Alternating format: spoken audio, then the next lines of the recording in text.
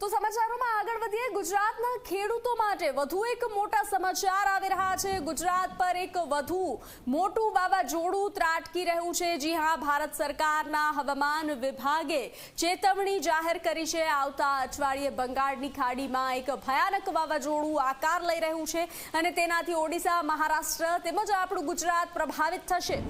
26 મે થી 4 જૂન દરમિયાન ગુજરાતમાં વાવાઝોડાની અસર જોવા મળશે અને ભારે વરસાદ પણ પડી શકે છે। પશ્ચિમ બંગાળમાં 100 થી 120 કિલોમીટરની ઝડપે પવન ફૂંકાવાની આગાહી વ્યક્ત કરવામાં આવી છે। તો જાણીતા આગાહીકાર અંબાલાલ પટેલે પણ ગુજરાતમાં વરસાદ સાથે ભારે તોફાનની આગાહી વ્યક્ત કરી છે।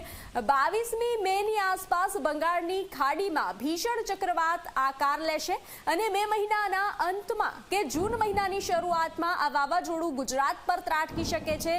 તો એક વાવાઝોડાની નુકસાનીનો સર્વે પૂરો નથી થયો ત્યાં તો ગુજરાત પર વધુ એક ચક્રવાતનો ખતરો મંડરાઈ રહ્યો છે।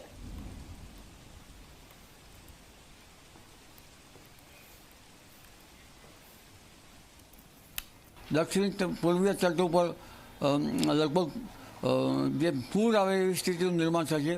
પશ્ચિમ બંગાળમાં પણ ભારે વરસાદ થશે અને આ વરસાદ જે છે એ પૂર્વ ભારત સુધી થશે પણ તેની અસર મધ્ય ગુજરાતના ભાગો સુધી થવાની શક્યતા રહેશે। પૂર્વીય મધ્યપ્રદેશ, પૂર્વીય ઉત્તર પ્રદેશ, પરંતુ અરબ સાગરનો ભેજ અને બંગાળ ઉપસાગરના ભેજના કારણે જે ગતિવિધિ ગુજરાતમાં પણ વરસાદની શક્યતા રહેશે। તે પહેલાં રોહિણી નક્ષત્રનો વરસાદ અંગે જોઈએ તો તારીખ 26 થી 4 જૂન સુધીમાં ભારે ગાજવીજ અને આંધીવંટો સાથે ગુજરાતના ભાગમાં વરસાદ થવાની શક્યતા રહેશે।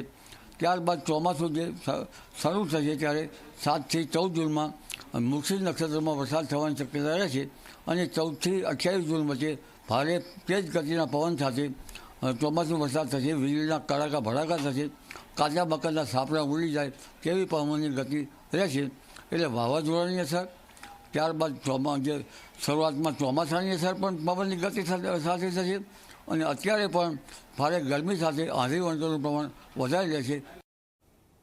તો આ વચ્ચે ભારતીય હવામાન વિભાગ અનુસાર ચોમાસું આંદમાન નિકોબાર પહોંચી ચૂક્યું છે। 31 મે સુધીમાં કેરળ પહોંચશે ચોમાસું। આ તરફ મધ્યપ્રદેશમાં 16 થી 21 જૂન દરમિયાન ચોમાસું પહોંચી શકે છે। ત્યારે ગુજરાતની વાત કરીએ તો 19 થી 30 જૂન વચ્ચે ચોમાસાની પધરામણી થઈ શકે છે। ગયા મહિને IMDએ કહ્યું હતું કે દેશમાં આ વર્ષે સામાન્ય ચોમાસું કરતાં વધુ સારું રહેશે। હવામાન વિભાગના કહેવા પ્રમાણે સામાન્ય કરતાં 104 થી 110% વરસાદને સારો માનવામાં આવે છે। આ પાક માટે સારા સંકેતો મળી રહ્યા છે।